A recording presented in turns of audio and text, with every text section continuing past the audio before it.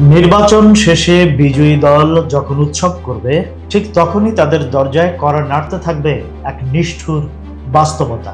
নতুন সরকার আদৌ কি স্বস্তির নিঃশ্বাস ফেলতে পারবে, নাকি শুরুতেই পড়তে হবে IMF এর কঠিন গ্যারাকল?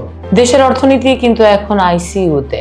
রাজস্ব কমছে, ব্যাংকগুলো কঙ্কালসার, আর মূল্যস্ফীতি 8.58% দাঁড়িয়ে সাধারণ মানুষের নাভিশ্বাস তুলছে। আজ আমরা তুলে ধরবো নতুন সরকারের সামনে অর্থনীতির সেই কাঁটা ঠিক কতটা ভারী।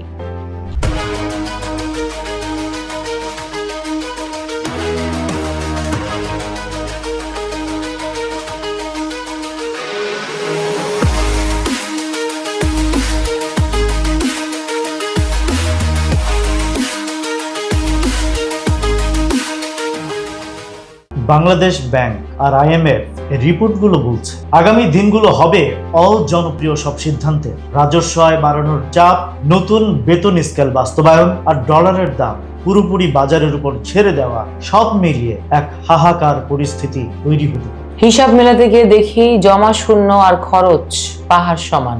অন্তর্বর্তী সরকার কিছু সংস্কার করেছে ঠিকই, কিন্তু পাচার হওয়া টাকা ফেরানো তো আর একদিনের কাজ নয়। নতুন সরকার এসেই দেখবে রাজকোষে টান পড়েছে।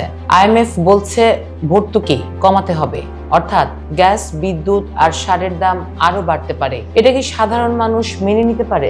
রাজনৈতিক সরকার এসেই জনগণের উপর চাপের বোঝা চাপাতে চাইবেন, কিন্তু IMF এর শর্ত না মানলে ঋণ মিলবে না। এটা যেন এক উভয় সংকট। ওদিকে ব্যবসায়ীরা সুদের হার কমানোর দাবি তুলছেন, কিন্তু সুদ 10% আটকে রাখায় ঋণের খরচও কমছে না। আর এই সংকটের মাঝে সবচেয়ে বড় ঝুঁকি হলো রাজনৈতিক স্থিতিশীলতা।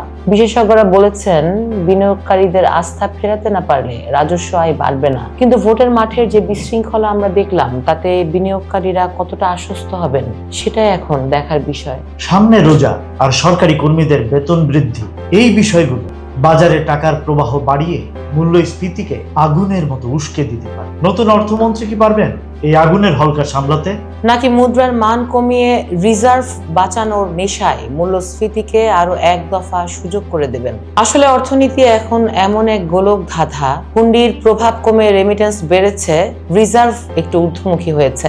এগুলো আশা জাগানিয়া, কিন্তু ব্যাংকিং খাতের লুটপাটের ক্ষত এতই গভীর যে সেখানে আমূল সংস্কার করতে গেলে রাজনৈতিক নেতাদেরই বাধার মুখে পড়তে হবে। তাই তো মনে হচ্ছে নতুন সরকারের প্রথম 2 বছর হবে টিকে থাকার লড়াই। দেনা পাওনার এই হিসাব মিলাতে গিয়ে যেন আম জনতার পকেট আর শূন্য না হয়, এটাই এখন বড় চাওয়া।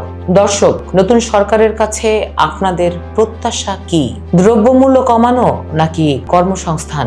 আপনি কি মনে করেন IMF এর শর্ত মেনে নিয়ে ভর্তুকি কমানো সঠিক সিদ্ধান্ত হবে? এতক্ষণ আপনাদের সঙ্গে ছিলাম আমি রাজ, এবং আমার সঙ্গে ছিলেন এবং আপনারা শুনছিলেন ভয়েস অফ বেঙ্গল।